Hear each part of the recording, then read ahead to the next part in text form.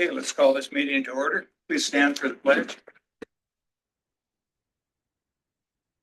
Please salute. Pledge allegiance to the flag of the United States of America, to the republic for which it stands, one nation, under God, indivisible, with liberty and justice for all.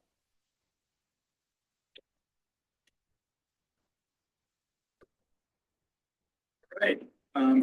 We're at item number 3, public comment. This time is made available for comments from the public on matters within the committee's jurisdiction that are not on the agenda. Each speaker will be limited to 3 minutes. Attention is called to the fact that the committee is prohibited by law from taking any substantive action on matters discussed that are not on the agenda, and no adverse conclusions should be drawn if the committee does not respond to the public comment at this time. It is requested that no comments be made during this period on items that are on today's agenda. Members of the public may comment on any item that is on today's agenda when that item is called, and should notify the chairperson of their desire to address the committee when the agenda item is called. Is there any public comment? Yes, Mr. Chair, we have one online. Right. Julie, you are now unmuted and free to talk. I'm sorry, the screen shows Julie, but this is Dan Metz. Our daughter is on our line, and so she's somehow or another shows up.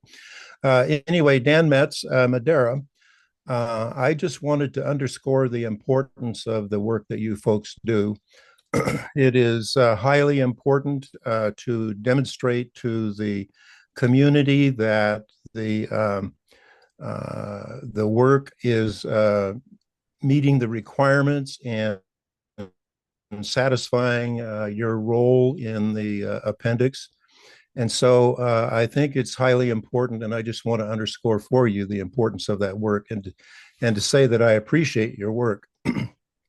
Secondly, this may not be within your total purview, but I wanted to highlight the Pacific Palisades fire and the tragic tragedy that's going on there. We are quite concerned in Eastern Madera County about a similar fire happening here.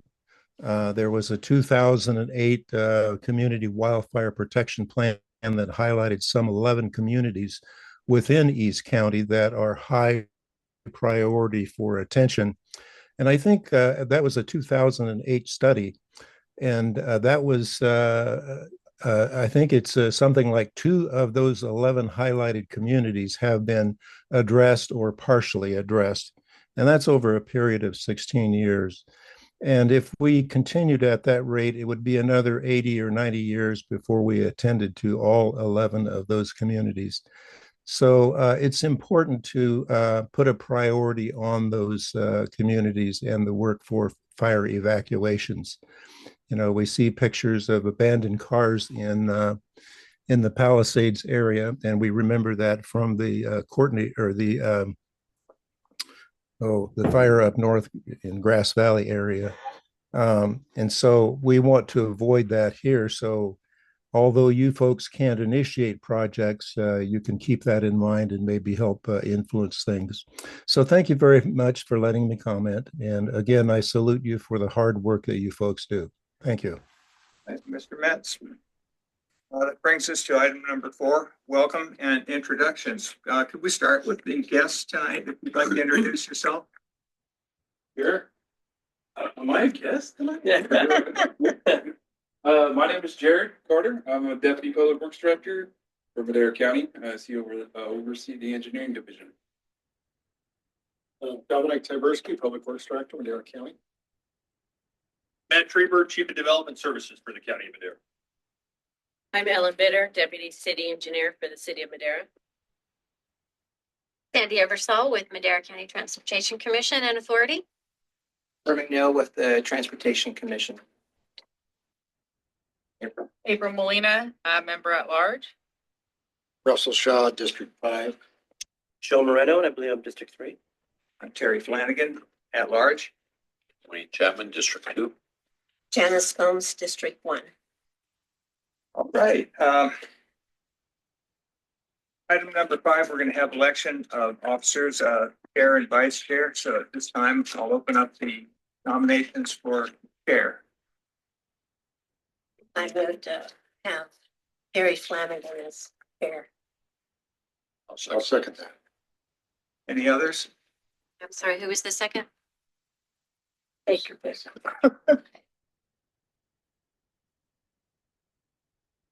Seeing none. We'll call for a vote. All in favor for Terry Flanagan? Opposed? All right, passed. Vice Chair, do we have any nominations? I will nominate Janice. These two. Second that. All in favor? Opposed? Congratulations, Janice. Thank you. Congratulations. Okay. Don't miss a meeting. No. Number 6, we have, has everyone had a chance to look over the minutes of the past meeting? So do we have a motion for approval? Or, excuse me, any additions or corrections? Seeing none, do we have a motion for approval? I move to approve. Is there a second? Second. Thank you. All in favor? Aye. Aye. Opposed? That brings us, Mr. McNeil, up to local agency updates. And is it City of Madera?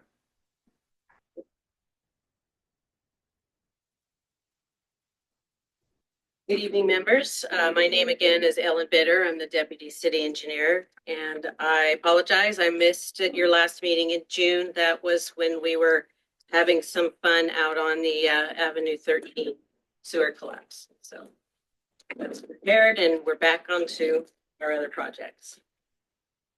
So for our update tonight, I would like to first start with, and you can go to the next slide, Troy. We've been working, previous slide.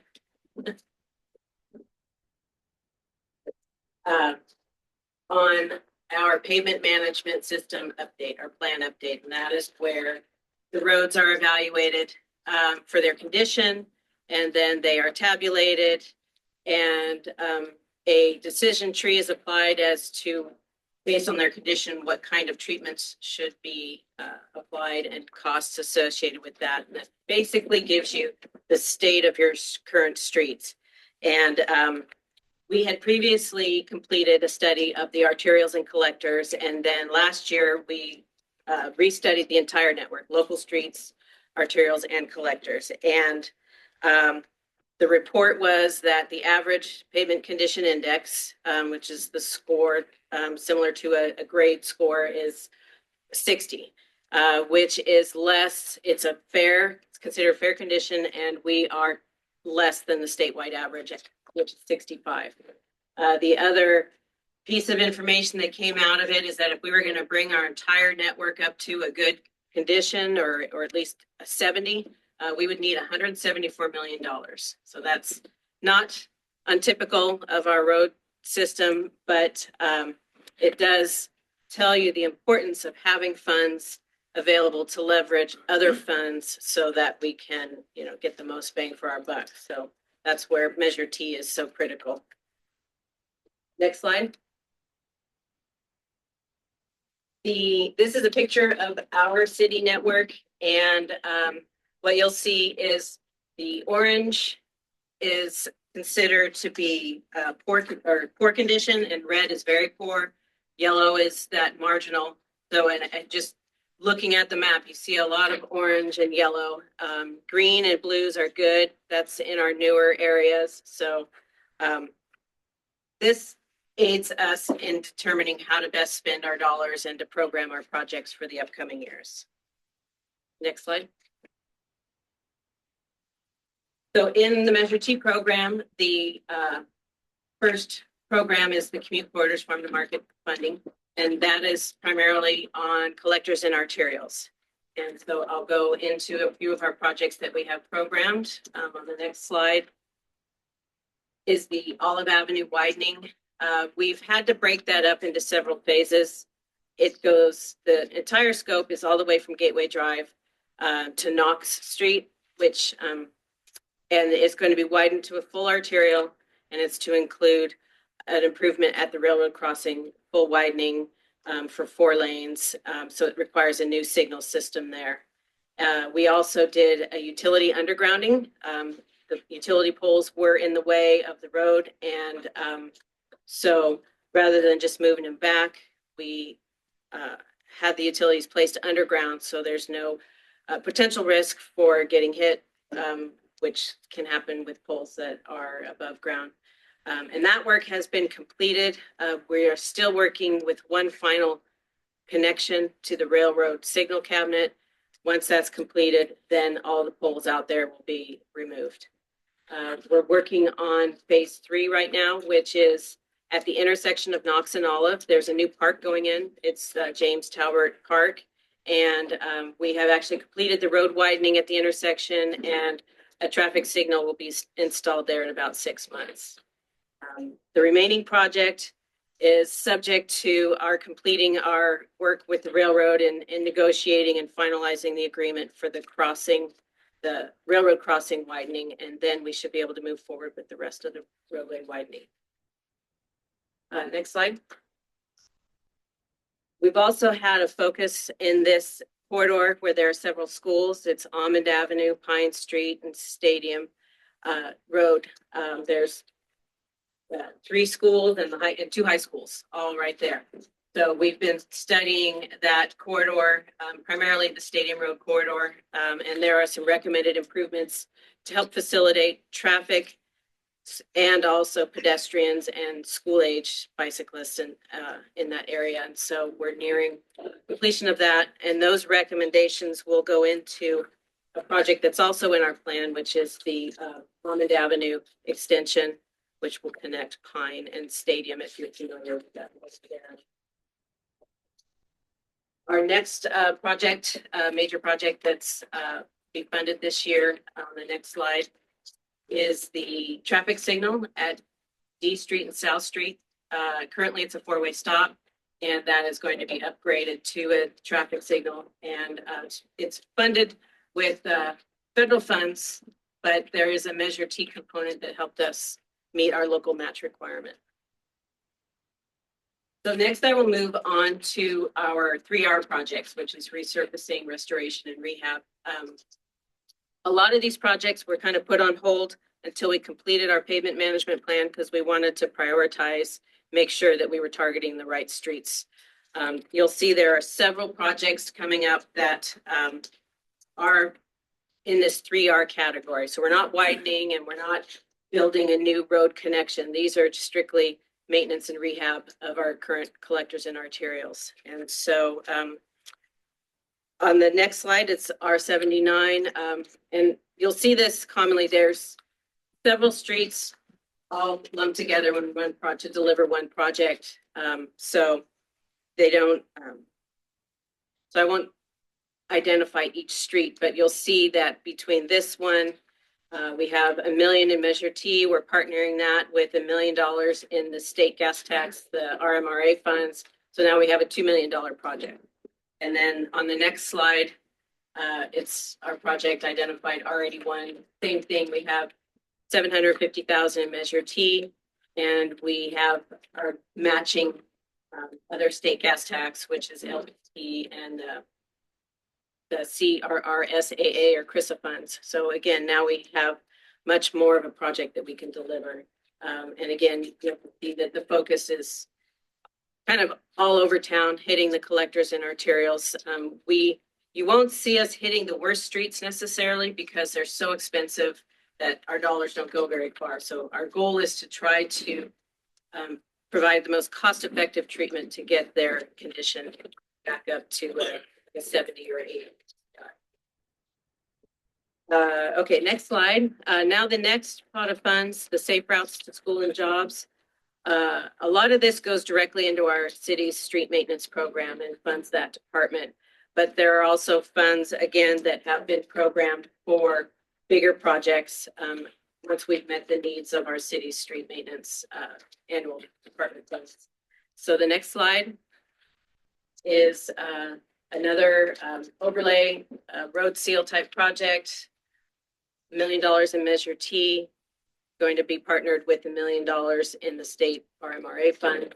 And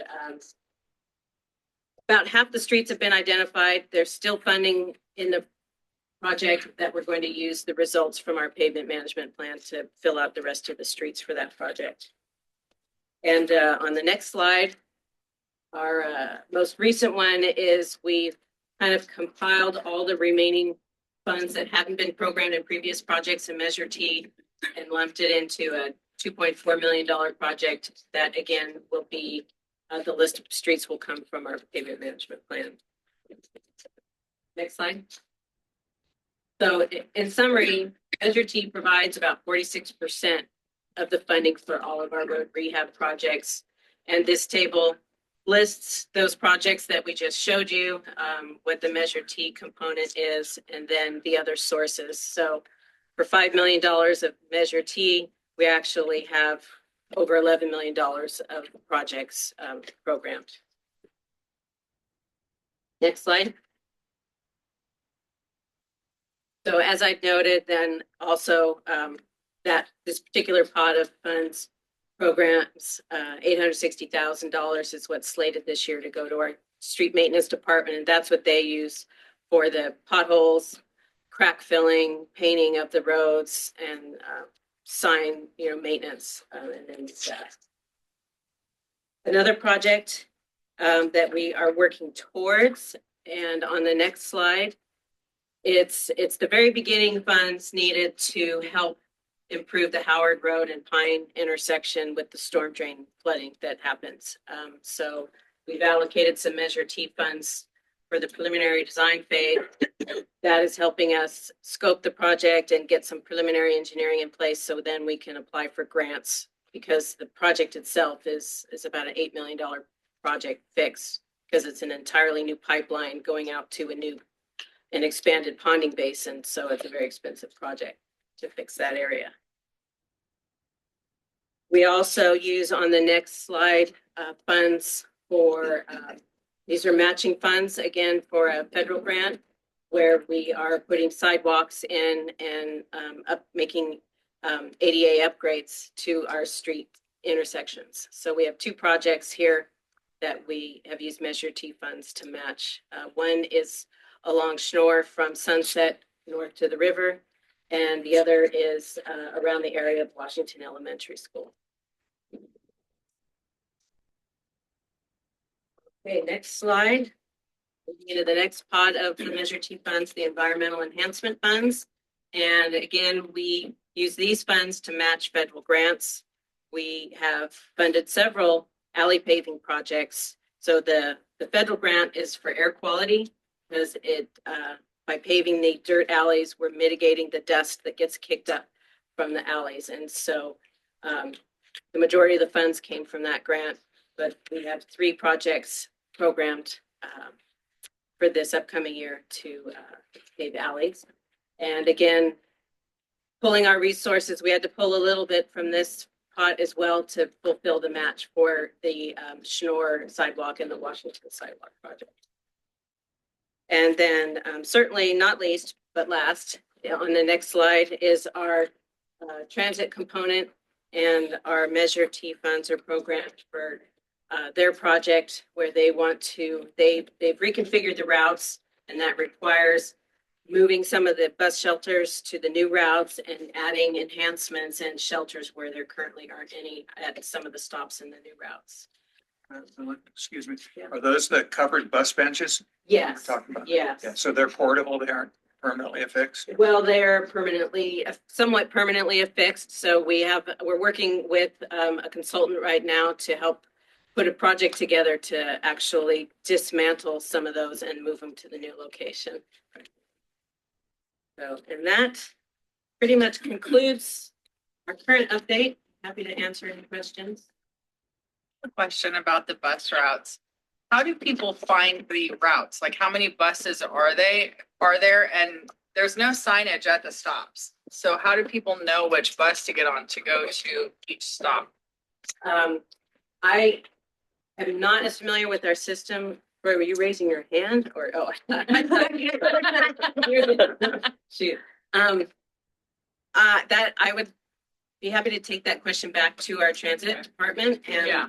So if I could just if you could capture that again, it's when they're at the stop to know like where that. Yeah, so there's no sign with the route on it. There's like letters with shapes and colors, but there's no like I've been to bus stops and other cities, and there's a sign that has this map of the city with the route on it. Okay.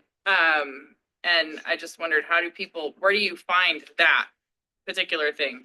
Yeah, I understand your question. And yeah, like is it online? Is it like, I don't know. Do you So- put it up at the city? The city of Madera just recently acquired some funding for this transit project, and that will be placed at every bus stop. And also on their website, I know that really doesn't help you when you're at the stop, but on their website, they have all of the routes, and they're coming out with some brochures that have the routes digitally and paper. Okay. And you can always go on your cell phone to a map where you want. If you go to maps and you put in where you want to go, it shows you exactly. It shows you the bus en route, Okay. and it's pretty cool. So it says, "Hey, your bus is going to be here in like 7 minutes.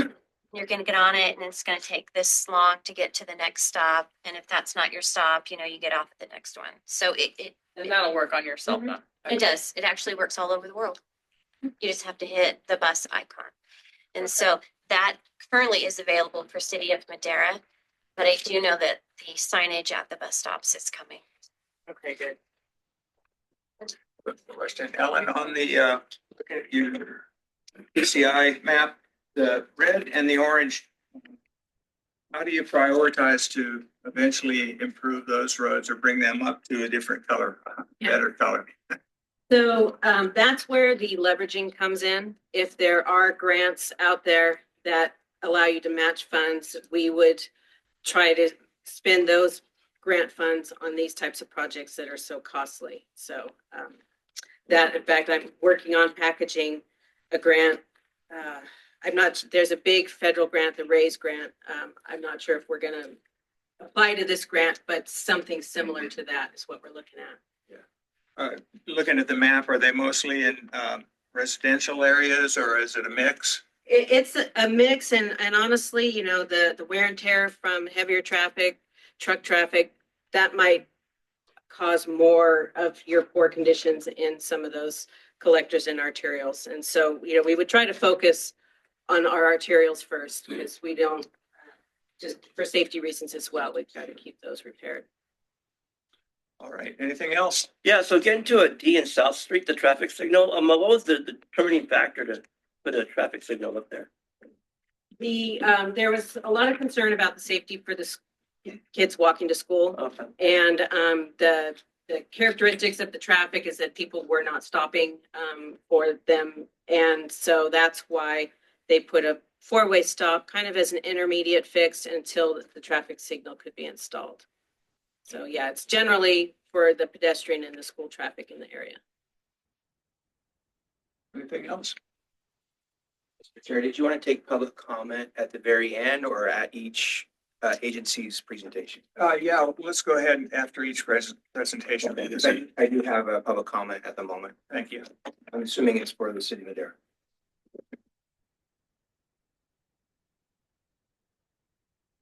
Assuming that's you, Dan, go ahead. Yes, thank you.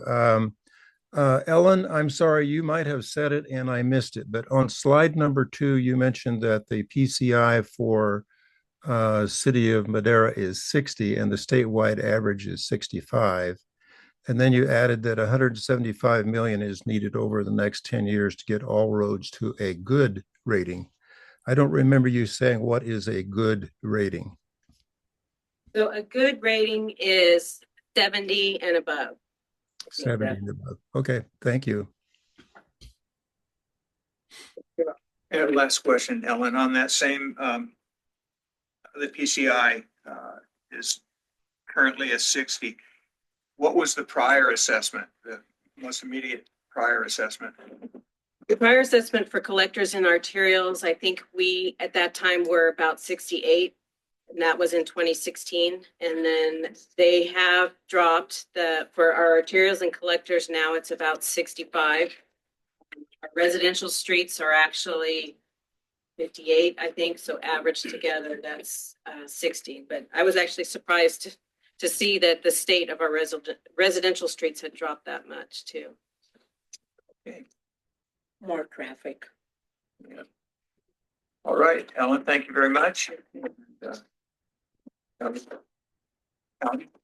Garrett County.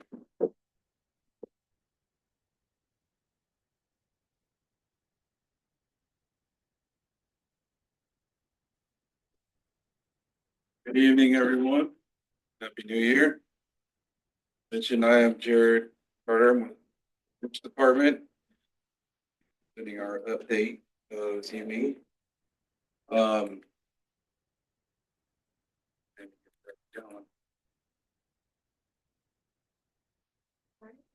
it locked up on yours? Broke it already. Yes.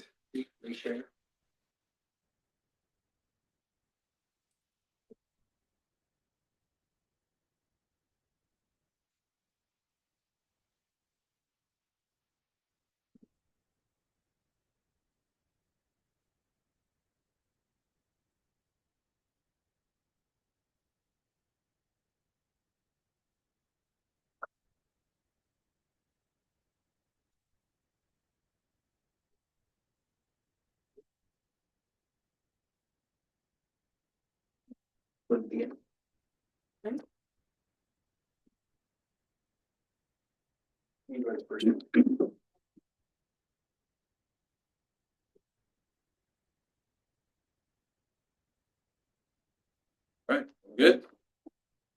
Okay. All right. Well, yeah. Good evening, everyone. Again, Jared with Public Works. You can go to the next slide. So I always like to start off my presentation by saying that, Measure T works. It's done a lot of good for us. I think everybody knows that, I realize some people don't necessarily see it in their neighborhoods, but it is in fact doing a good job for our county and the cities too. This is just a example of a few of the projects that we've completed over the years. Several award-winning projects, particularly the 200 Bridge and the River Parkway Road up there in Oakhurst area. So great projects that have happened and would not have happened without Measure T. And also leveraging other funds as you heard, along with the city sharing. Next slide. So getting into our program, the first, same as the city first program was our commute corridors and farm to market. Next slide. For our 24-25 program, we have several projects programmed there. You can see there the pavement management system. Similar to the city, we have a payment management system that was put in place back in 2018, I think was when we first actually did our assessment, our first assessment. And so we continue to use Measure T funds to help keep that system current, do reevaluations of our network. And we're constantly, referring to it for information related to the condition of our roads and updating information as well.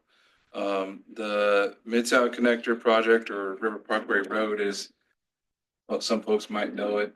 Both that project and the Road 200 Bridge projects are complete. However, thank you to our regulatory agencies, we've had mitigation that we have to continue to do for several years after those projects are done. So we budgeted some money for that.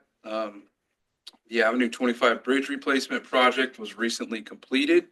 That's out on the west side, out west of Chowchilla. That was a full bridge replacement. Again, another project that was leveraged by federal money in the Highway Bridge Program. We have our shoulder paving projects that are slated to, we have two groups of shoulder paving projects, which I'll point out later on in the presentation. In our regional, we've programmed the 2019 list of projects that we were planning to do, which is currently in design for that. And then we've also got 4 segments that we're looking at doing some full depth reclamation. Those are actually 4 segments out of 8 total. We've historically, since SB1 was passed, we've done annual program for rehabilitation. Unfortunately, with the storms of 2023, our funding was diverted to recovering from the storm damage and also a tremendous amount of snow removal in the mountain area that was occurring. So we have put several $1 million into that effort. To date, you might be shocked when I say this, but we have not received anything back from FEMA yet in reimbursement for that. So with that, we're having to use some of our other funding sources to try and complete some of these projects, in the hopes that we'll eventually get reimbursed from FEMA, and then we can start putting that back into the network. And then the last one there, we have 2 intersection locations here in the valley that were identified as safety issues in a systemic safety analysis report that was performed. And so we're going to be doing some work at those 2 intersections. One's on Avenue 12 at Road 35 out in the Ranchos. And then the other one is at Avenue 21 and Road 20.5, which is up by north of the city, near the Valley Lake Ranchos area. Those 2 intersections will be reconfigured to have left turn pockets for traffic to make left turns so they're not stopped in traffic. Next slide. So here's some of those projects I was talking about. Just a little more information on the shoulder paving project. It's about a $5.8 million project. We're proposing about $2 million worth of Measure T on that. And again, it's close to final design. We've had a few environmental issues that we've had to overcome on that. But we're looking to push that forward and hopefully have it out to bid later this year, as long as we can get through the hurdles with environmental. Again, the mitigation for those 2 completed projects, and then the Avenue 25 bridge replacement project, which is complete in the closeout phase, and then the 2 intersections that I mentioned with the left turn pockets.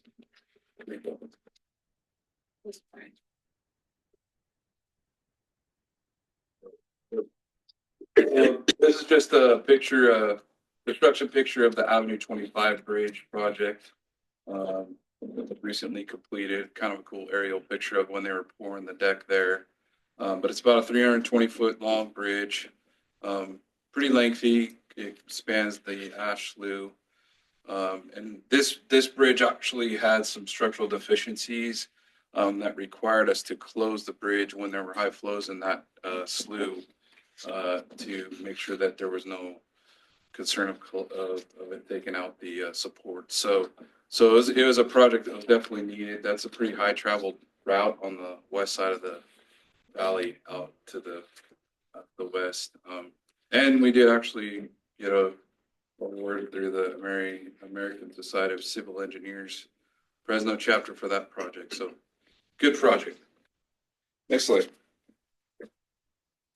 On our safe routes to school and jobs, primarily there's a bulk of that will go to our regular routine ongoing maintenance. We do have one project that we programmed there on Avenue 15 rehabilitation. That is the segment of Avenue 15 from Road 36 to State Route 41. Next slide, Andy. Yeah. So there's a picture of a portion of Avenue 15 right now. Avenue 15 is a major arterial. It's one of our higher traveled roads in the county. Carries about 5,700 cars a day.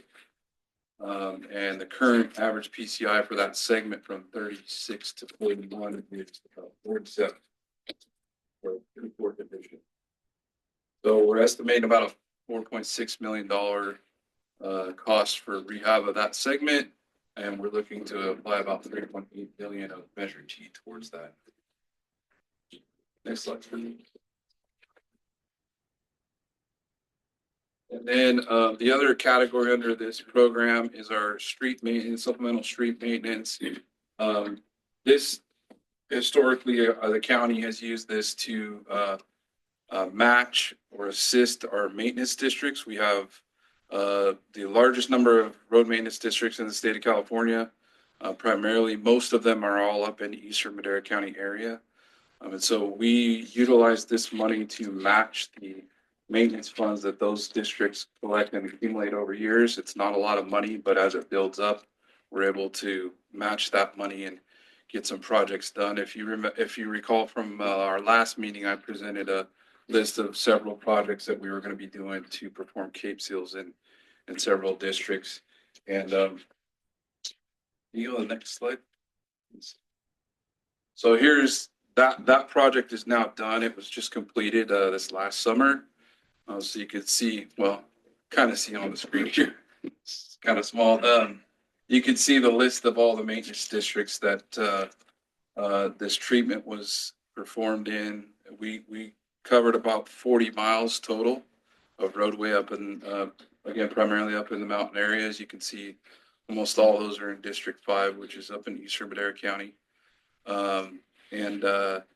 So we put about a little over $1 million towards those for Measure T, with the districts, matching those funds for the work in their maintenance districts.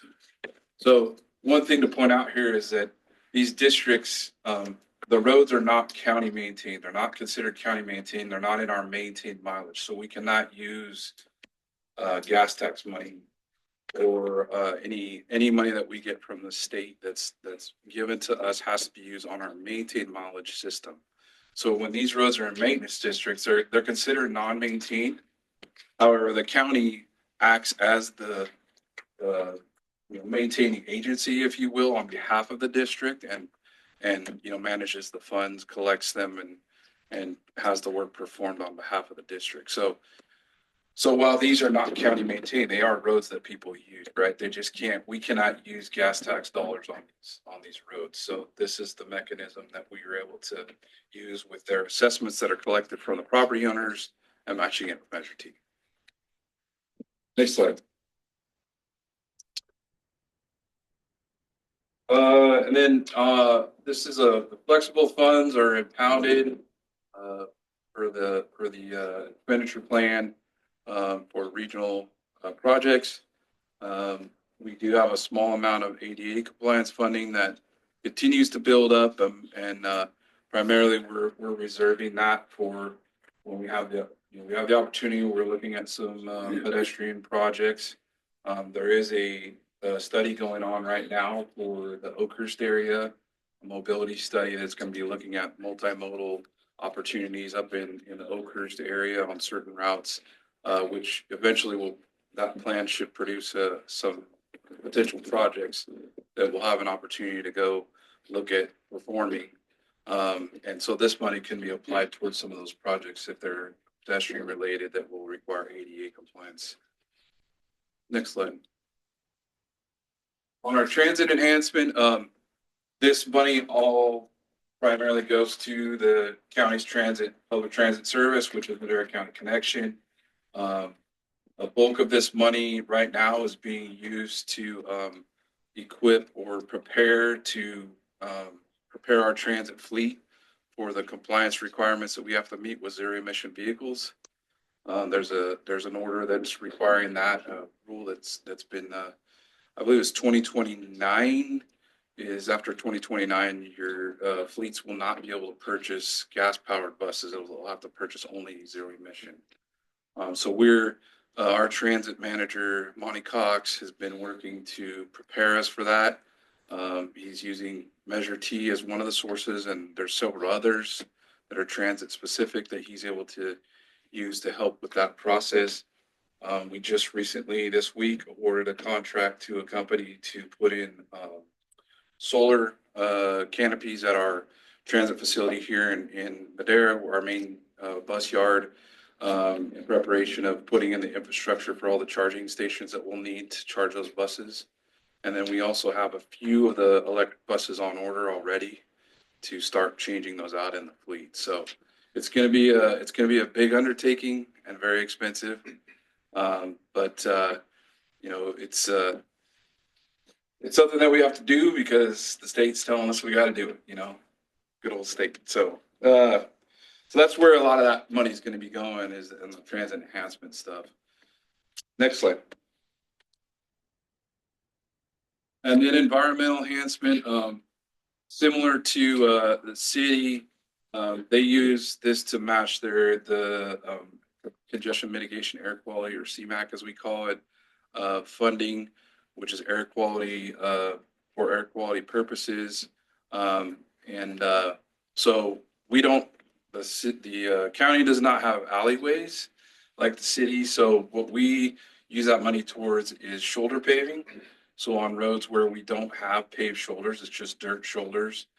We go out and we add a 4-foot paved shoulder to those roadways to help mitigate the dust that gets kicked up by vehicles.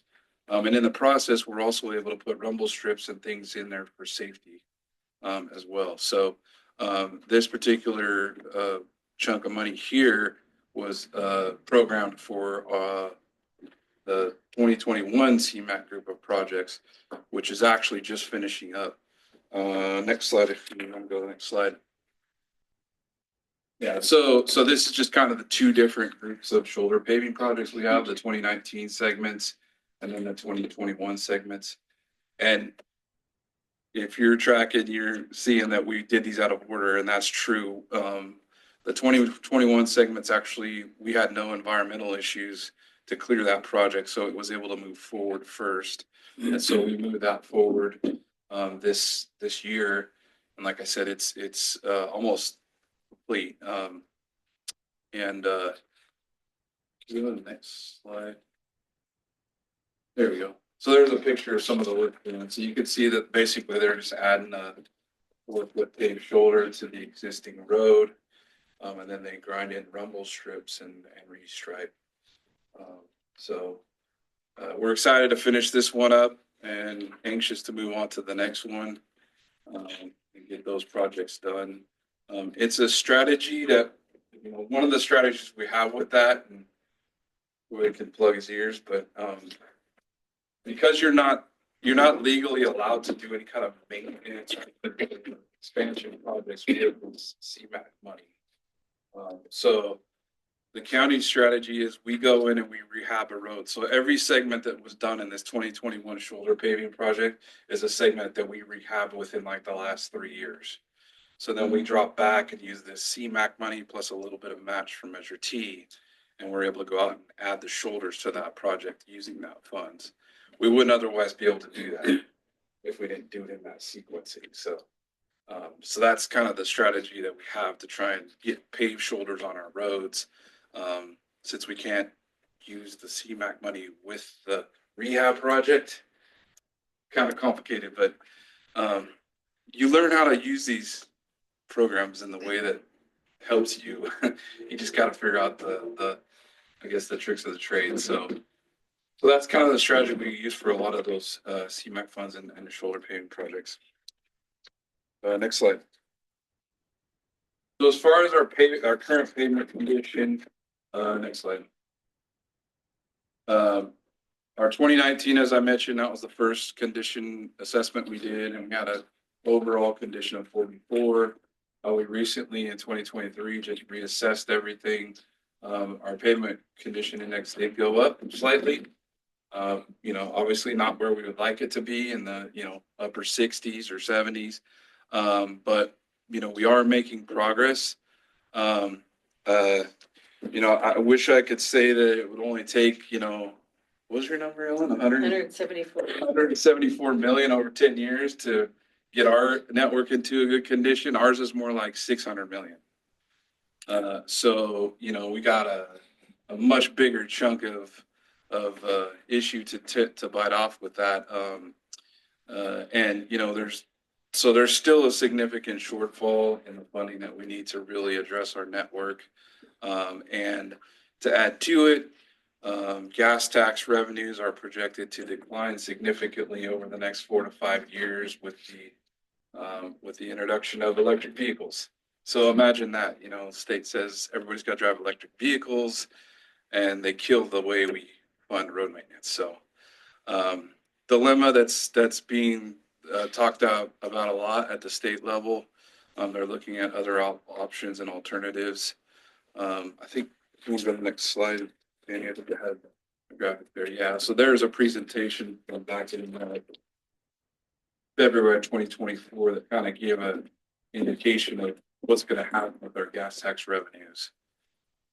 So yeah, $1.3 billion decline by 2029. It's not a good thing. So they're looking at alternatives. Might have heard of like the road user charge. You know, basically you pay by the miles you drive versus, you know, filling up your tank. But there's a lot of details and things that have to be sorted out to look at those on and try to figure out, you know, if it's equitable. You know, there's definitely a potential issue with rural versus urban, right? I mean, rural folks are going to drive a lot farther, a lot more, you know, and so those things are all being looked at the state level to try and see, you know, what are the options to kind of backfill or prepare for this new climate gas tax. So what's next? Next slide. Yeah, you go next slide. So, you know, similar to what this Ellen mentioned, you know, we're always going to continue to look for leveraging other funding sources, federal sources, state sources.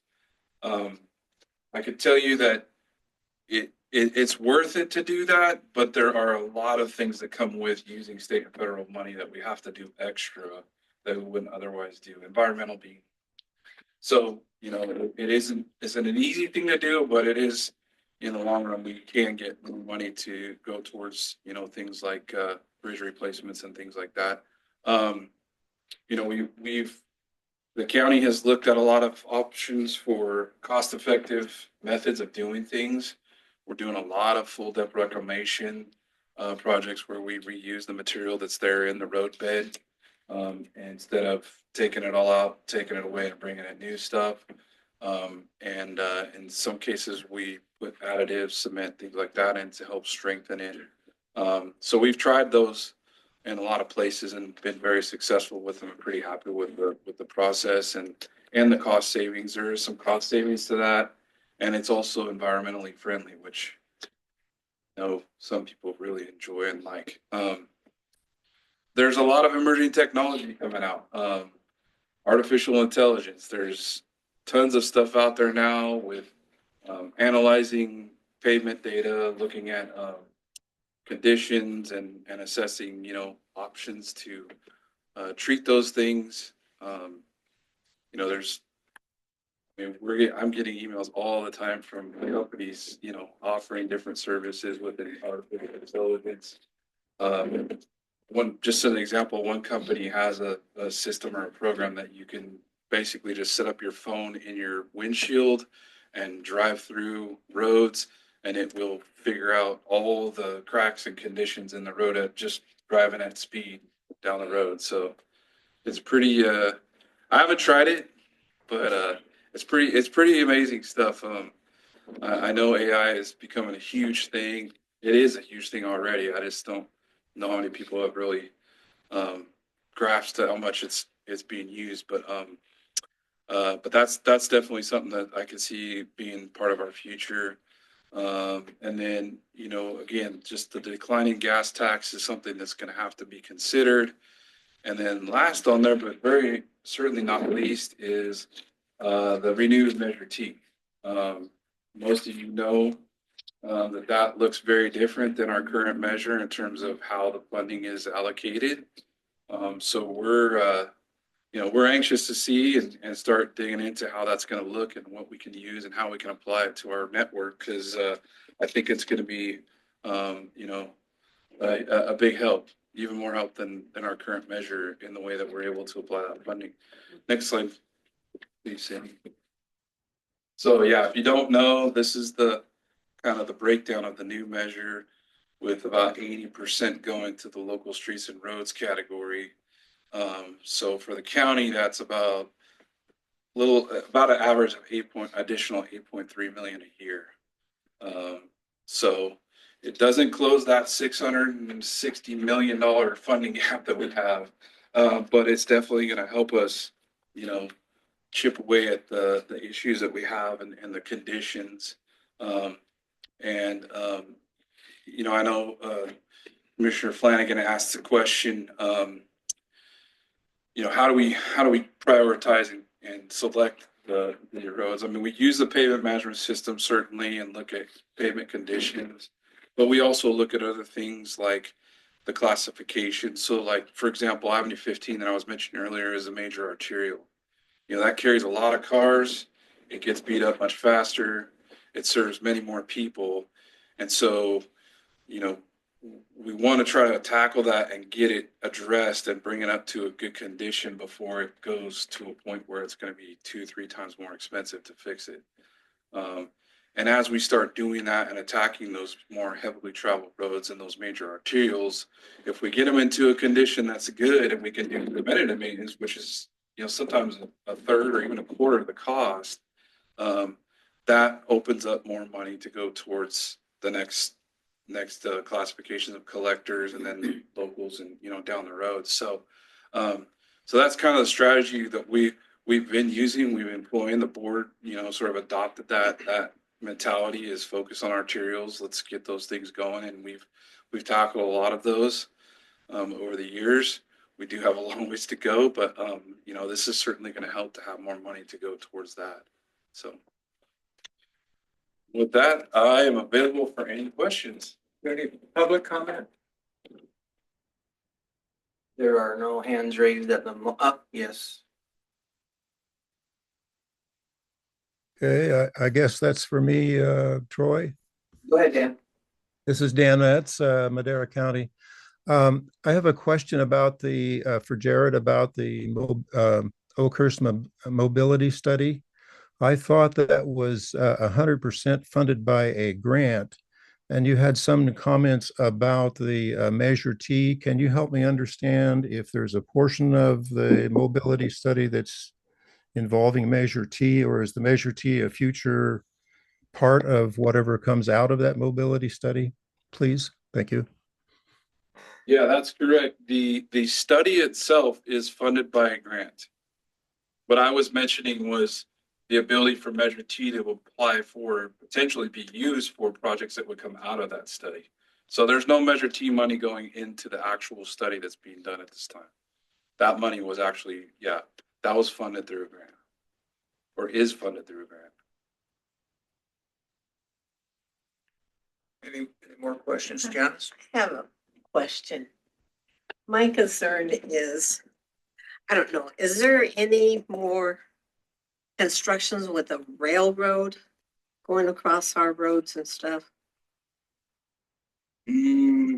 Because I know 15 and a half, to me, when they built the overpass, you should have made the railroad pay to redo the road on down to Road 29 and a half and around, and how they used it, because those trucks tore the crap out of the road. You're talking about high-speed rail? Yep. Yeah. So Okay. I don't know if you got any more roads that they got to deal with in our county. I think they should have to pave or put up the roads that their trucks, I say their trucks because it's doing their overpass and stuff. Right. That would alleviate some of your responsibility. Yeah. So what I'll say is that we have been in lots of conversations and had lots of discussions about the impacts to our roads from high-speed rail. We've been able to come to an agreement and some assistance on some of it, but not all of it. And, probably for a longer conversation if you want to know details, but, I understand what you're saying. As far as more impacts, at this point, the last two structures for the current package that they're working on in Madera County at Avenue 17 and at Road 26 are under construction right now. 17 will actually include an extension of 17 all the way out to Road 28. So that's actually going to make another connection. But We are in constant communication with them about impacts to our roads and maintaining and repairing as much as possible. It's not an easy thing, I'll just say that.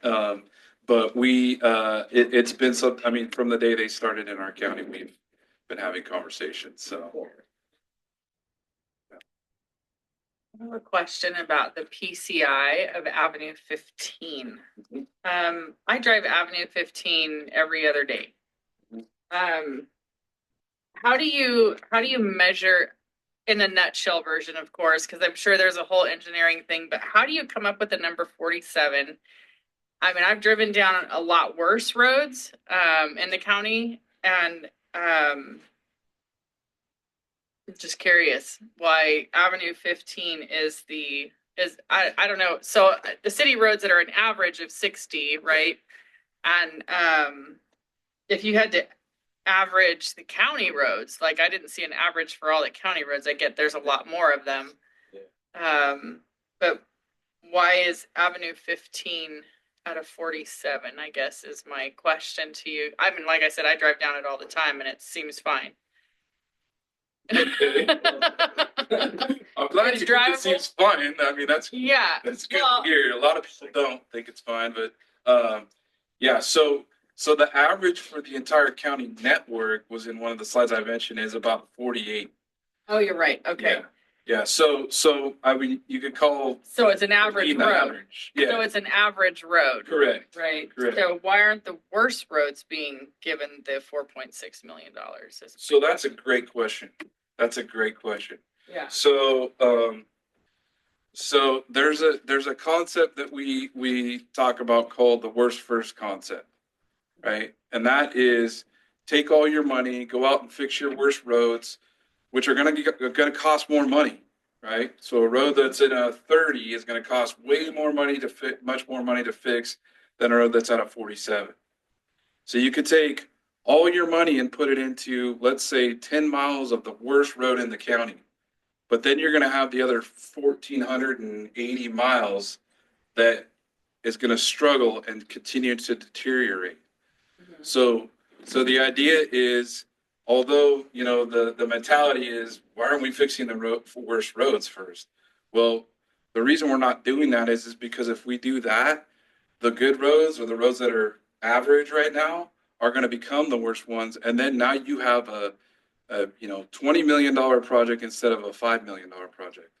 So you're just digging yourself into a hole is really what's happening, right? So like I mentioned, when we go out and we focus on arterials and the roads that are average right now to get them up to that higher level, we won't have to touch them for 10, 20 years. If we do, it's going to be like a fog seal or something that's very, very inexpensive.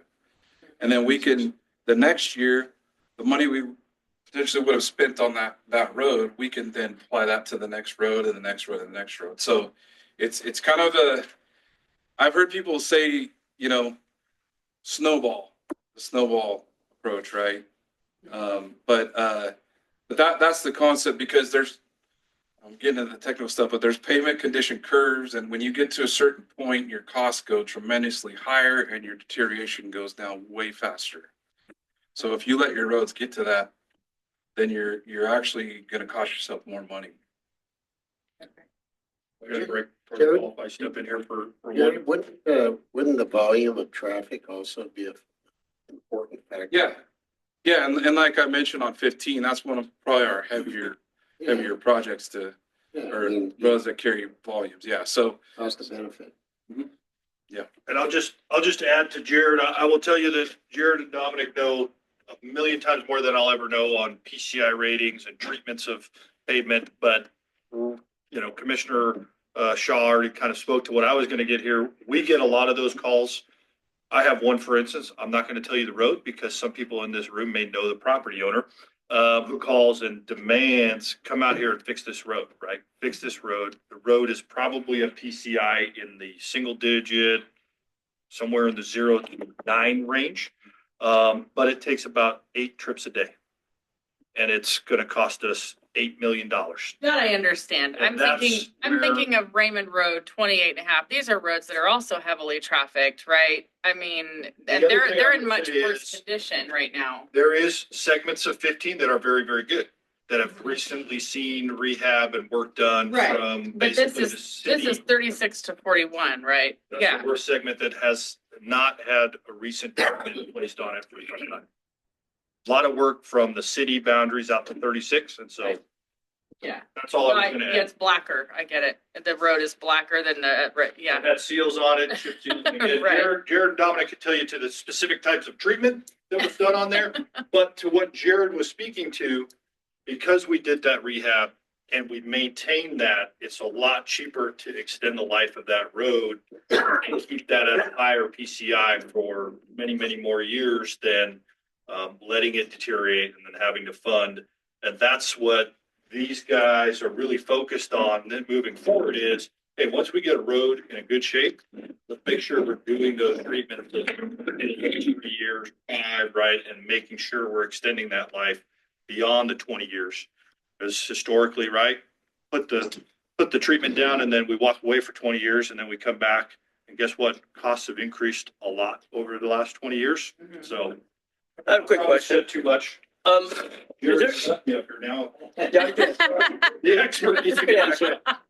Do we have a completion date for, the extension of 17 to Raymond Road? On the high-speed rail. No, is that part of the high speed, it's Avenue 17 right there from Lake to Raymond? Who's doing that, the high speed rail or that county? Yeah, no, that's what I was mentioning as part of that overcrossing that high speed rail is doing to go over the tracks. Mhm. They're, east of,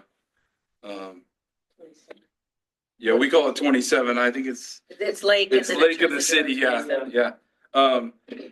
Yeah. So part of that project is to continue the road on the other side of that overcrossing Got it. out to 28. I don't remember exactly what the time frame is for completing that. I believe it's sometime either this year or early next year, if I remember correctly. I can look it up though and get you the latest schedule we have from High Speed Rail on that. Yeah, that'd be great. Yep. Thanks, Jack. Jared, one more question. I think we talked about the mitigation on the Midtown connection. I was unaware of the mitigation, $350,000 on Road 200. So what are we getting for that? $350,000 in mitigation costs. So primarily the mitigation costs are for trees. And when you take out trees, depending on what species they are, you have to replace them at a 3-to-1, 5-to-1 ratio, depending on what they are. And you have to plant them, water them, maintain them, and ensure that they live for 5 years. And if they die, if a certain number of them die, you have to go replant them. When we redid the realignment of Road 200 south of this bridge project, the first 2 phases of the Road 200 project, we were doing mitigation for that segment, I want to say for 10 years. Because the trees that were planted, we put a whole watering system in, there was a tank, there was drip irrigation, there was solar power. Solar got stolen every 6 months. Critters ate through irrigation lines. So there's a lot to it, but it has to be monitored regularly and reported on, at certain intervals to the agencies. So Isn't that kind of defeating the purpose of keeping the trees so far away from the road that they don't fall in the road? yeah, but when you talk to environmental agencies, they don't necessarily care about that. They're more concerned about making sure there's habitat and lots of trees everywhere. So that's what we're bound to. Is that state or is that federal? It's both. Okay. It can be both. Okay. Yeah, that's what I mentioned when we start using state money and federal money. These are the things that we start running into is the requirements and things that we have to go through for environmental stuff it can become pretty onerous. Okay. Anything further? Thank you, All Jared. right, thank you.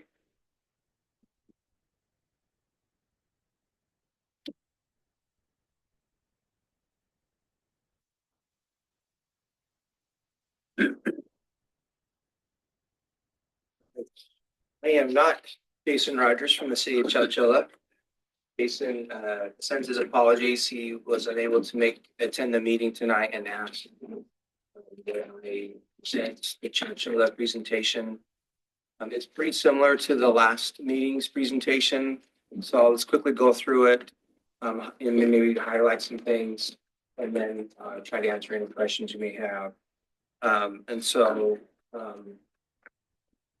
If you remember the last meeting, similar as the city of Madera and the county of Madera talked about their maintained road miles and their current PCI. The good thing about, I think now with all of our agencies, they've all now are on the same or very similar system of a pavement management program. Whereas before, what they were using was not as sophisticated as what they're using now. And so now we can get better data and better systems in place to make better decisions. And so that is something, here at MCTC, we like to hear that is being a little more efficient with the dollars that we have by having better systems in place for our pavement management. So the city has 3 staff to maintain their roads. So they do a good job for what they have for their city. Some of their next slide, some of their past projects, the Fulham neighborhood, Wilson School, the 5th Street Curve Road 16 project, Humboldt Avenue Road Rehabilitation Project, and the roundabouts environmental phase. We'll talk more about all those here in a minute. Or at least the roundabout project. But these are all projects that were covered before. I don't go in more detail since it was covered last time. But these are all Measure T helped fund all of these projects in the city of Chowchilla over the last few years. On the next slide, talked about this last time, but I think it's important to reiterate the importance of this segment of street in the city of Chowchilla.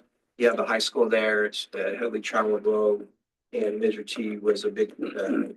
It didn't necessarily fund a lot of the funding, but it was critical to help complete the gaps so they can have sufficient funding to do that project. Next slide. This is actually a Measure T regional project, the 23399 interchange project. This is where the roundabouts are coming in. The environmental has been completed. We can go to the next slide, Sandy.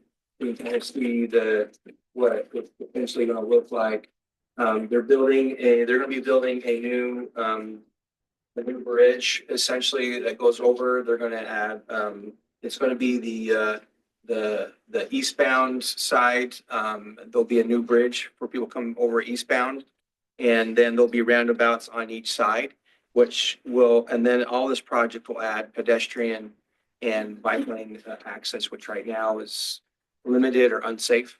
And so this is an exciting project for the community to allow people to move safely across that corridor. You got those schools over there, and there's constantly people going back and forth. I've been out there and I've seen someone in a motorized wheelchair trying to get across there, and I'm like, what in the heck are you doing? Very narrow. And it's unsafe. Yeah. And this project is going to help address some of those issues. And so we're excited here at MCTC with this project.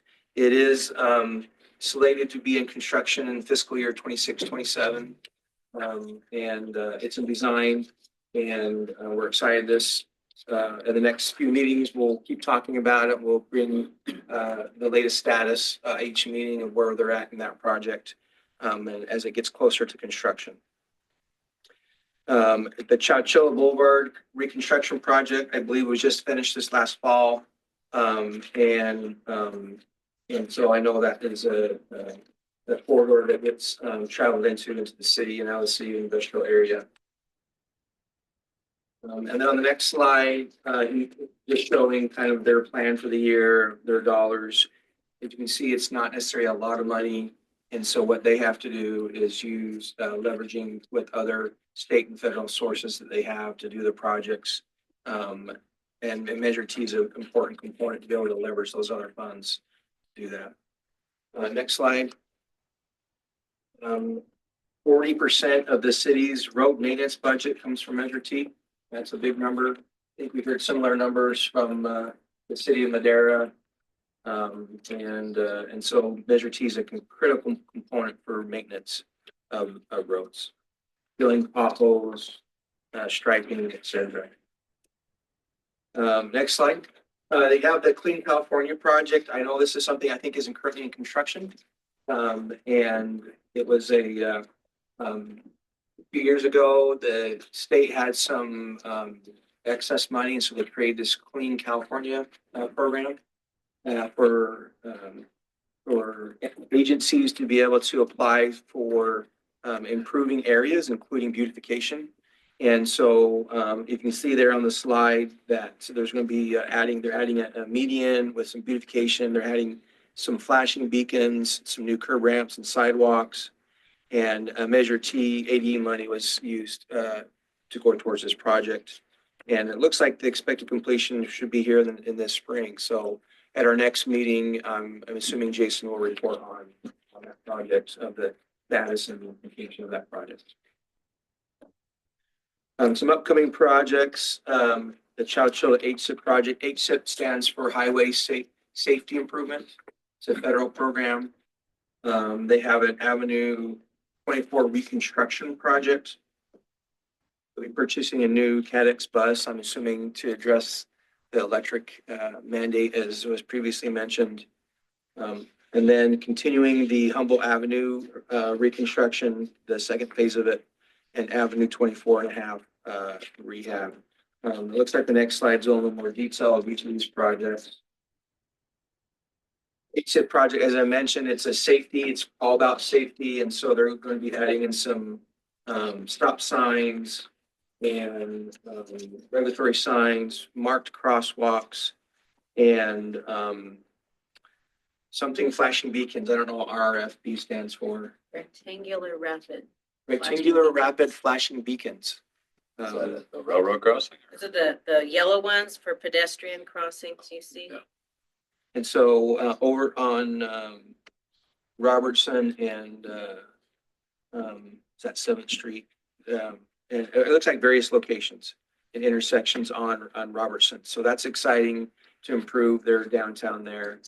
And so Measure T funds is going towards that. And it looks like it should be going into construction soon, designed almost complete. Avenue 24 looks like it will be out to bid next fiscal year. And they're going to be using almost $200,000 towards rehabbing that road.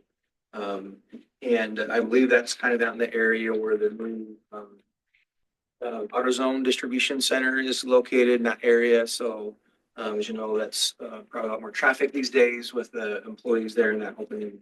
And that's exciting to be down that road. Avenue, they already mentioned, it looks like it's in design and will go out to construction next year. So we look forward to Jason reporting on the completion of that in a future meeting. 24.5 looks like it's also in design and will be out of construction next year. So a lot of good things happening in Chowchilla, and a lot of things in design, a lot of things will be coming out of construction here in the next couple of years. We go past the bus. And then just the last slide, as I mentioned, it's something that the state Chowchilla consistently mentions, the importance of using Measure T to leverage other funds, since they, as a small city, they receive very little funds. And so they try to do the biggest things about what they have and try to extend their money to do as much as they can. So I can try and answer any questions that you may have. Question. Can you explain to me what Measure T Flex funds? Yeah, so it's one of the components in the local program, the Flex. So for the city of Madera and the county of Madera, those were impounded because of the developer fee requirements. And there was a 20%, minimum 20% required for regional projects. So those were impounded.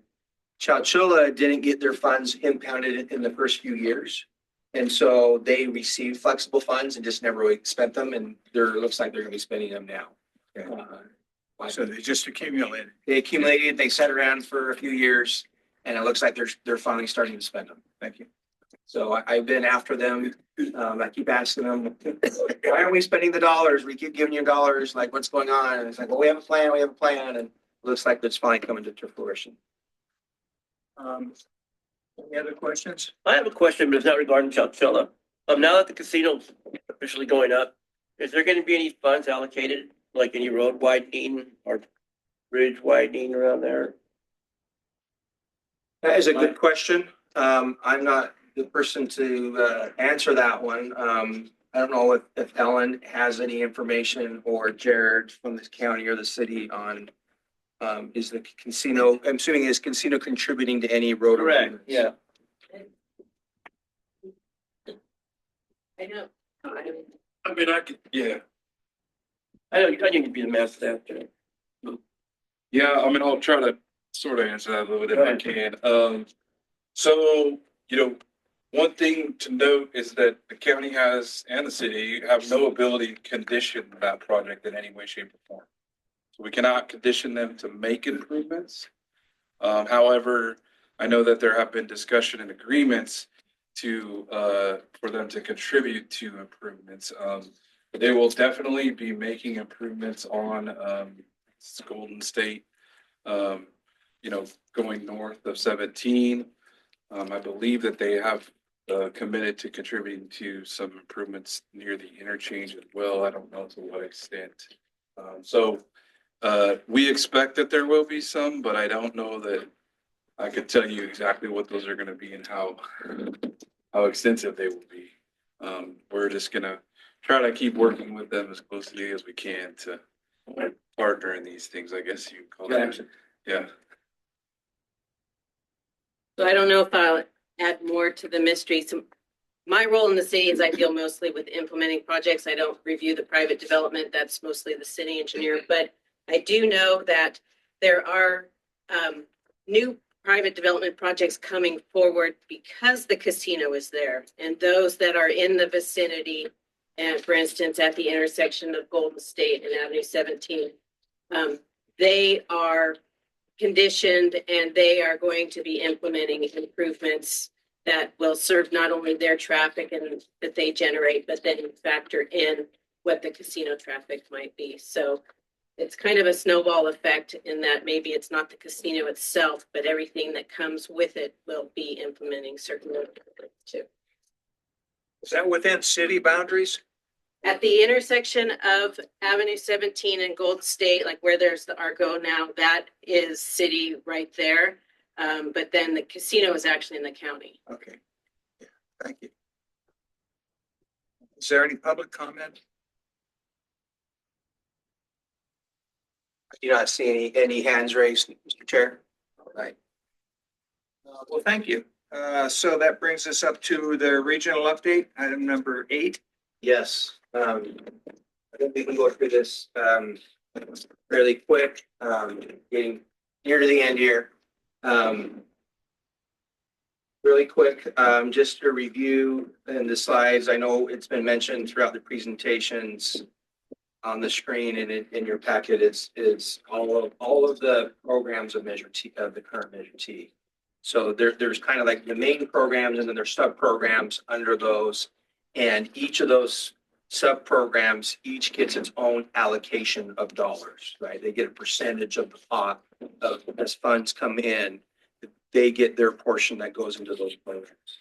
And so if you ever have any questions about any of those programs, I can answer now, I can answer them later in phone calls, or if you want to stop by, if you want to understand better these programs, please come in and reach out. I'd be happy to have that discussion and conversation.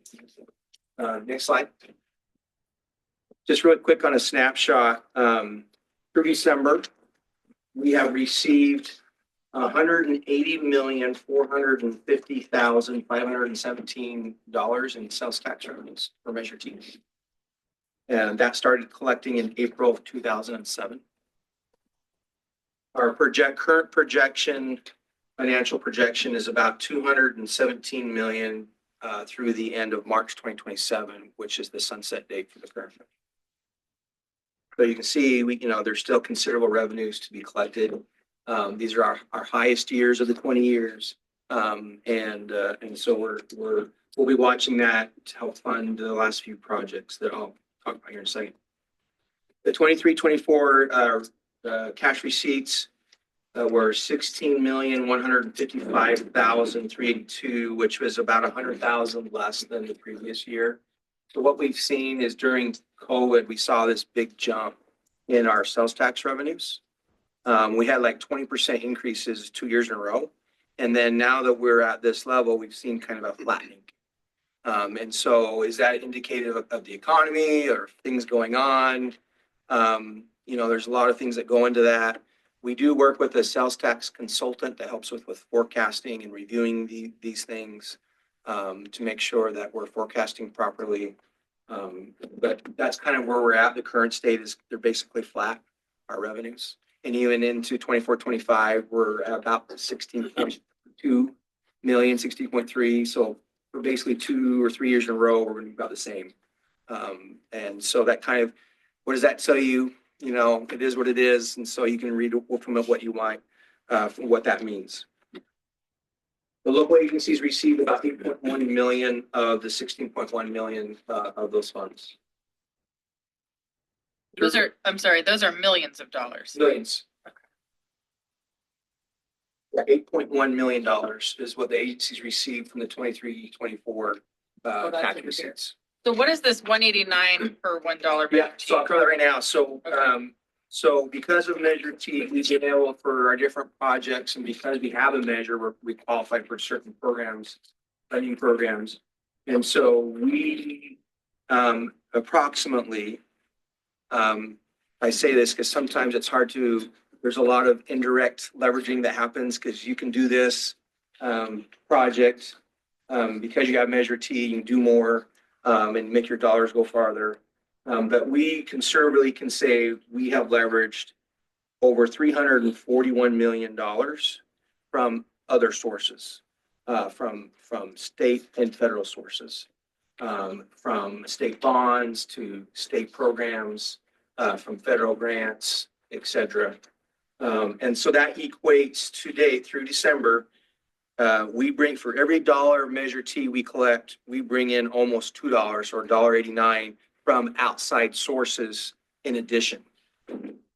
So with Measure T, because we have Measure T, you could say, so the 180 million and the 340 million, that's over $500 million of revenues for projects in the last 17 years that otherwise we may not have had for projects. And so it kind of shows the important, Measure T is only 180 million, but we can take that 180 million and get to 500 million.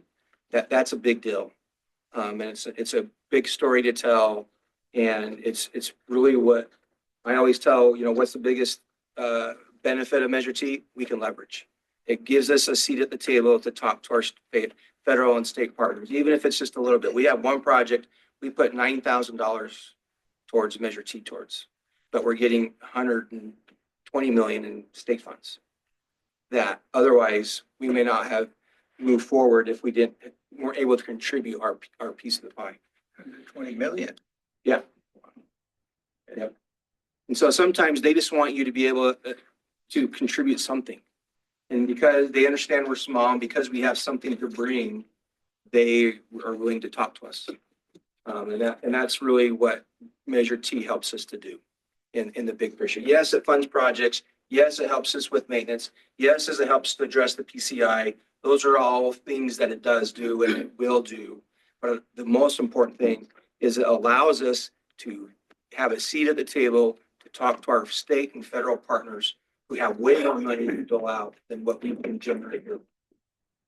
So it's super important. Real quick, next slide. The current two projects that are being worked on. The 2.3 interchange, we just talked about that in the city of Chowchilla update. We're hoping to be in construction 26, 27. We did apply for a local partnership program, which was an SB1 gas tax program. Because we have the measure, we can apply for that. We qualify for that. We asked for 13 million and to help fund this project. And so we're putting in about 20 million, if I remember correctly, of Measure T, and we're hoping to leverage 13 million from the state for this project. And so to me, that's a good leveraging story. And it's a state highway, right? 233 is, even though it serves the community, it's still a state highway. State Route 99 widening Avenue 7 to 12. This is the one that we put $9,000 of Measure T funds and flexible funds. It will be expected to be in construction in summer of 2026. So when the bridge project is done, you'll have a little bit of break and then the widening will start. So we'll still be in construction for a little bit longer. But once it's all done, it'll be super nice. All the way from town, all the way into Fresno, it'll be 3 lanes, a lot safer with all the truck traffic. And then we have 2 City Madera projects that will be coming on board and planning. I don't have the details yet. I'm working with the city and Ellen on the details of those last 2 projects for the current measure, Gateway Avenue widening and Cleveland Avenue widening. So hopefully at our next meeting, I'll have more details on that. And then that's all I have on regional program update. I can answer any questions. I have one. The terminology consultant added once or twice tonight. How much are we paying for consulting? So sales tax consultants, we pay, I don't know, 5,000 a year for our sales tax consultant. And they help us audit to make sure that everyone's paying their fair share or businesses are collecting the tax. So that's part of what they do. And so our fees are pretty low and minimal for that. They have incentive to do that because if they can recover any sales tax funds, they get a portion of the funds. And so it's Okay. how it works. But all the consultants, usually for all of the engineering and design work, especially for bigger projects, usually you're using private consulting firms that do all that work. Do we know how much that costs? It varies from project to project. But if you want to talk about specific projects costs, we can get those numbers for you. But it's smaller projects. Typically, we do it in-house. If it's a smaller project, they do have staff, engineering staff that work on smaller projects. But as far as larger projects, you usually defer to larger firms. It's a little more economical to do it that way. Any other questions?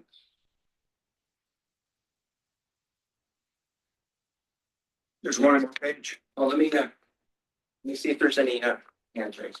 You want to ask for public comment? Yeah.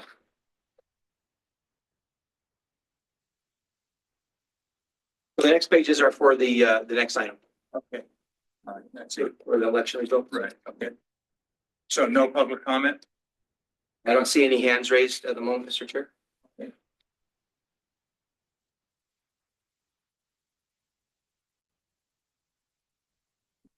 Oh, yeah. No, you answered that on Spencer. Thanks. You want to go to the next item? Yes. Yeah, so we're at now election results, item number 9. Is that you, Troy? Yes, I'll take that. Since our last meeting, things were a little bit different of how everything transpired. So as you know, we staffed with a steering committee. Russ was on that, Mr. Shaw was on that steering committee. Worked to put together an expenditure plan. And Mr. Flanagan came to one of the meetings and presented kind of a COC oversight and some of his thoughts and input, which was very helpful and beneficial. I thought that meeting was very productive that he was at. And we were moving forward. We had an approved plan. And then as we were getting ready to go to the Board of Supervisors to ask them to put on the ballot a citizens initiative that was started outside of outside of our knowledge and not part of anything that we were involved in. It came forward to this Board of Supervisors and presented, hey, we collected enough signatures. And it looks like they used the same plan that we had approved.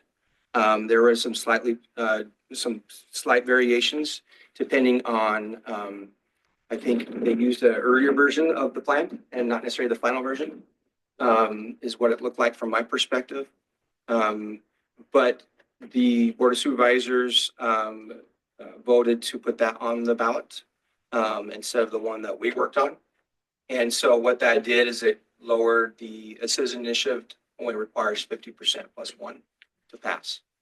And the results came in at passed at 52.51%. And so we received the certification from the elections office a couple weeks ago. And so then now what? I just went to a conference in November and right after the election, and one of the topics or one of the classes or sessions was, you have a measure that passed. Now what do you do? You know, luckily we had a measure. We have experience. However, this expenditure plan is different. And also the other thing is it's a citizens initiative that we're being tasked as the authority to implement. And so we're reviewing all of that of the next steps of what does that mean and as far as implementing, because it is different and we just want to make sure we're doing everything correctly and according to the rules and the statutes that revolve around citizen initiatives, but also with the plan. So one of the next steps is to also do implementing guidelines. And what the implementing guidelines is to basically put in rules or additional information of how to implement the plan that was approved. And in the 2006 plan, our current measure, there were implementing guidelines in the plan. They were a part of the appendix. They were not in this one. They were not in the Citizens Initiative. And so we'll need to develop some type of implementing guidelines of how to implement it. And we'll just have to make sure that those guidelines are legally compliant with the plan that was approved by voters. And so that's basically the next steps that we'll be working on over the next year or two before the tax starts to collecting in 2027, is to make sure we have implementing guidelines that are consistent with the plan. And so I'm assuming that at our next meeting, we'll have an agenda item where perhaps we amongst this group, there might be a discussion about some of those items that may or may not affect the COC and getting input from the current COC of things that might affect some of those implementing guidelines and also the future Citizens Oversight Committee. The Oversight Committee in the new expenditure plan is the makeup is slightly different. And so we'll be talking about that. And so your time on the Citizens Oversight Committee will end. And then if you so choose to desire to go with the new measure, assuming there'll be an application process, the makeup, there'll be 5 members with an alternate. And so they'll be by supervisor district, whereas now we have 5, 1 per district plus 2 at large. So the new one will be 5 or 1 per district with an alternate for each supervisor district. And so in essence, you have 5 plus 5 alternates. And so it'll be slightly different. How those are recommended for approval will be slightly different as well. With the current chair, Mr. Flanagan, had a good recommendation and with the steering committee, and it looks like the Citizens Initiative had the same thing about having a more impartial process of selecting the COC members instead of being a board appointment, essentially. And so we're excited about the opportunities that will bring of having good representation from each of the supervisory districts and having maybe a more impartial process, which we welcome. Any questions? I know that's a lot. We're still getting our heads around it and trying to understand it from an implementation standpoint. Yeah, I do. First of all, the initiative itself, I never saw any addition at all, you know, and I know, everyone probably knows that it's very controversial, you know. So is there any way of determining where all those signatures came from? Have they been validated? And if yes, who validated them? And, you know, it needs a little sunshine. It really needs to have some daylight on it. Yeah, so I will defer you to the elections office who controls all of that. They're the ones that they author, so before they can even collect signatures, they have to file something with the elections office to get permission to collect signatures. So they've filed a petition, paid the fee, got it approved to start collecting. And then they collected I believe over 5,000. There's a minimum number that's required by law. It tells you how many you have to qualify to put on the ballot. And they exceeded that amount. I believe they got over 5,000 signatures. What I'm hearing is like a week or 2 weeks, or it was a short time around. I personally saw them here at the local Walmart. It was the first time I was made aware of it. When I walked into Walmart and I saw this, hey, help sign this petition to fix our roads. And of course that perked my interest. Like, what's this all about? You know? And so then, that's how I found out about it. So were they paid signature gatherers? I'm going to assume, but I don't know. That's not part of what we do, and we weren't involved in any way. And so Who financed the whole all project? I can refer you to is what is publicly available on the website. And we don't have any association with them. And as far as in that way, there might be some people that were involved in that group that we might know that maybe we're involved in other things, like consultants and whatnot.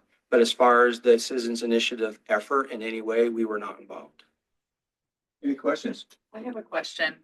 So I'm assuming the next page is the breakdown of the new initiative. Of the plan, yeah. Is this the new one, not the current one? Yeah, so Correct. it's very similar. So yes, that's the new one. Yeah. Okay. Yeah. So is there any way of knowing how the new initiative will affect like going and getting these other grants, the state and federal grants? Like, is it gonna be easier, harder? So the good news is that we will continue to have a measure, like I just mentioned. Okay. It helps us to have a seat at the table. Right. But I'm just wondering if the breakdown makes it more complicated. I don't necessarily, in my opinion, I don't think so. I don't think it changes the rubric that way as far as are we more competitive or not? The local agencies are getting a lot more money, Right. going to the 80%. And so more of the money will be in control of the local agencies to do projects. And so will that help in what they do? Because they're the implementers. Will that help? Maybe. Time will tell, I guess, from my perspective. So you don't know. I don't know. Okay. It's okay to say I don't know. Great question, though. Yeah. Any other questions? No public comment? Oh, there's a hand raised. Yeah. Julie.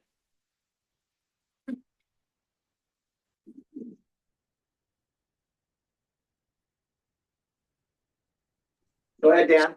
Sorry, it takes a minute to get to the unmute button. This is Dan Metz in Madera County. I'm curious about the definition of a citizens initiative and what the role of citizens is in such an initiative. Can somebody answer that? Maybe that's Troy.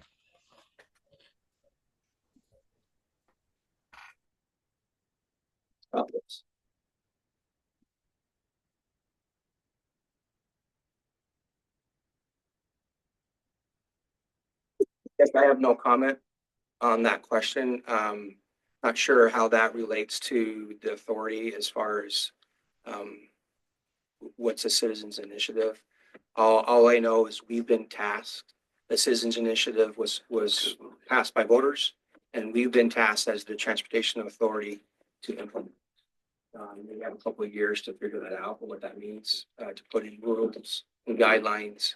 But as far as the role of what a citizens initiative means, I am not going to speculate.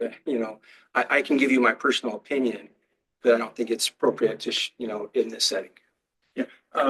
Mr. Miss, do you have any follow-up or do you need clarification? No. Anything further? Any more questions? No. Well, that brings us to number 10. Proposed meeting schedule. We're still on biannual.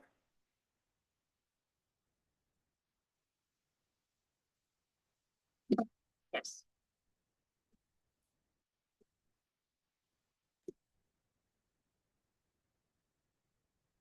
So the next proposed meeting would be June 11th. It's the second Wednesday in June.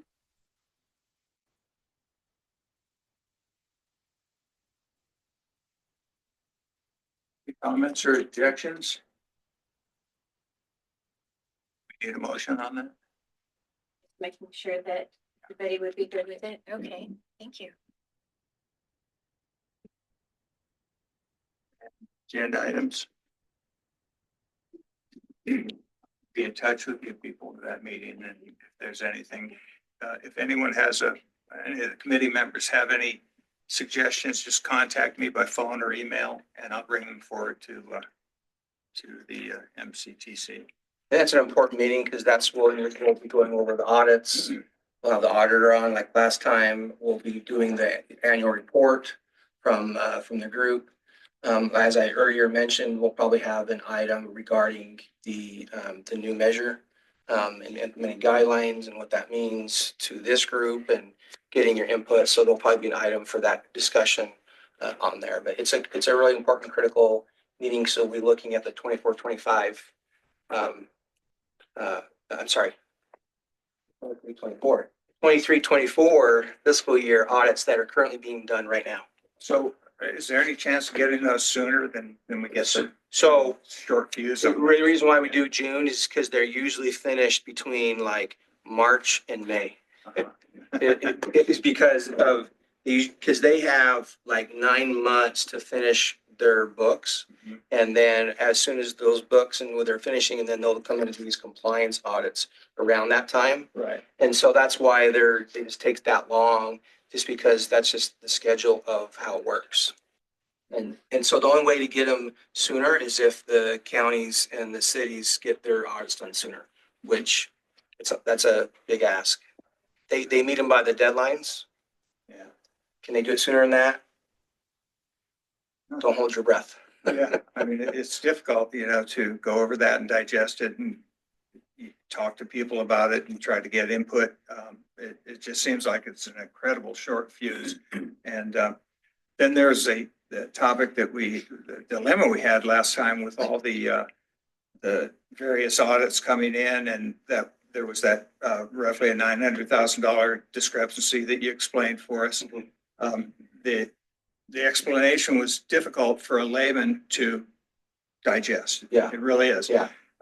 Nonetheless, it was accepted. No problem. Is there any way of avoiding that? Yeah, and that's what I think the plan is, when we put together the draft documents for the meeting, I'll ensure I'll do a better job to make sure that everything is in alignment and balanced. And sometimes when you're working on these things, you're talking from a kind of for me as the accounting, kind of the accrual basis versus the cash basis and how things are presented. It's like you're telling the same story.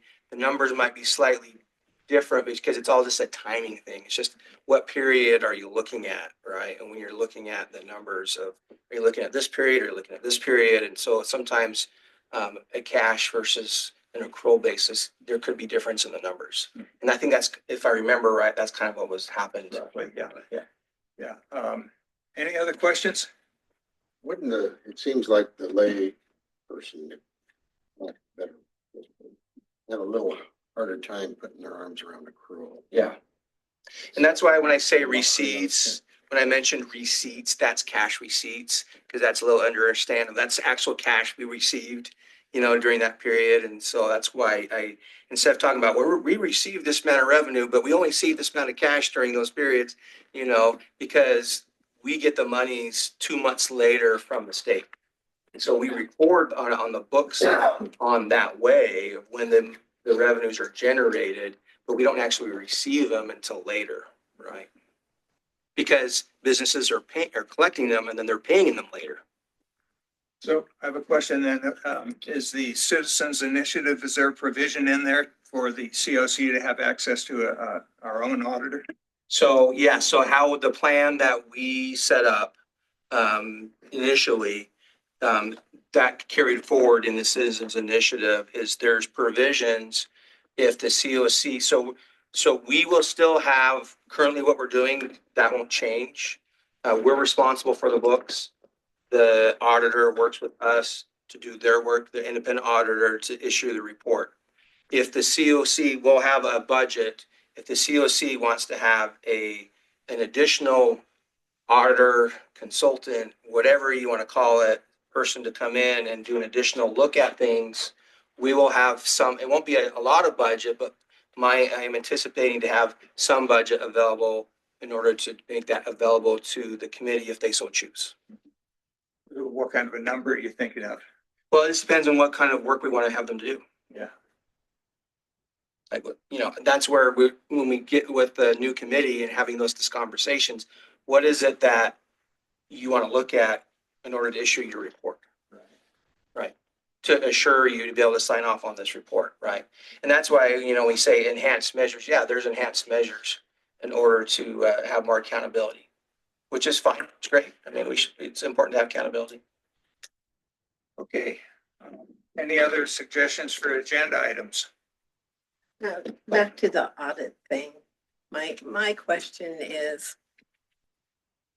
they all said there was no anomalies or whatever. How do we know that there were no anomalies? You know what I'm saying? Maybe what they think is normal, I might have questioned it. Yeah. And that's where, even for me, we hire independent auditing firms that have to follow the auditing standards. They're CPAs, they have licenses, they're the experts in the field. We rely on them to do the work. And then it's their name that they put on the line when they sign off on that report. So what their job is to make sure that all the rules were followed in the program, in the Measure T program. They would make sure that all the accounting rules were followed in putting together the statements. So they asked me, like, we have this rule and you have this thing. Well, tell me what's the authorization? What allowed you to do that, right? And so then I have to show them where in the plan where the authorization is, right? And then they do the work as an independent auditor, and then they issue their report. And so there's independence there. Like, they work with me. They ask me questions. Sometimes I get drilled. It's like an interview. They go through all those questions, and then as things come up when they're reviewing stuff, they ask me questions.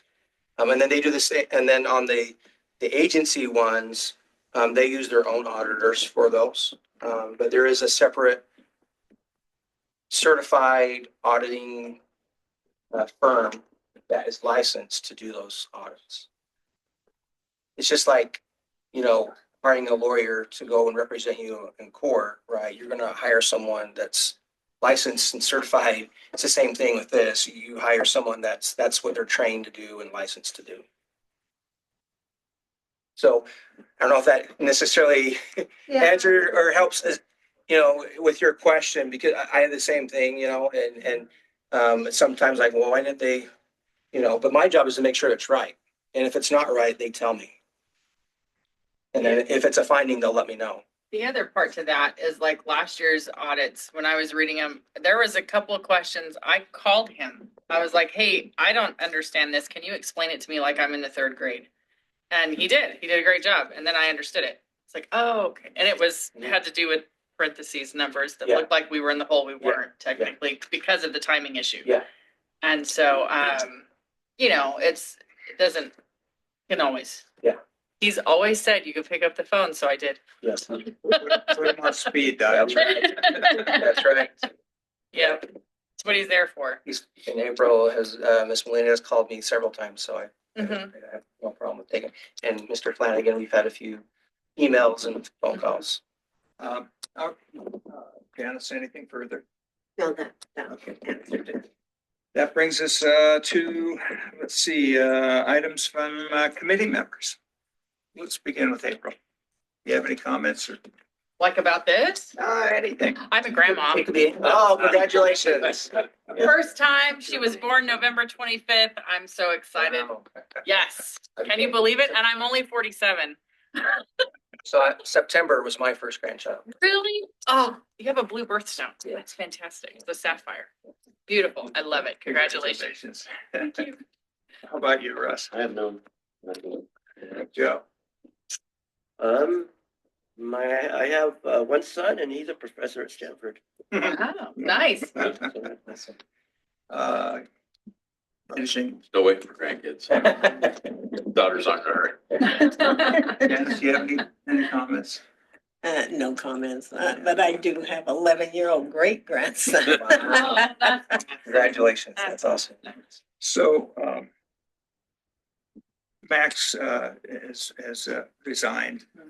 So you're going to get out appropriate thank you to Max. Yeah, we're on behalf gonna, of the committee. and that's a great, thank you for bringing that up. At our next board meeting on the 22nd, with our board members, we're going to recognize him for his service. Okay. Yeah, you're welcome if anyone wants to come and When is it? be there. January 22nd at 3 p.m. is our meeting here in this room. I have no comments, just thank you. Moving forward in 2025, yeah, we got work to do and a lot more excitement. Thank you. Thank you. We need a motion. to adjourn. Motion to adjourn. Second. Second, Janice. All in favor? Aye. Opposed? Adjourn.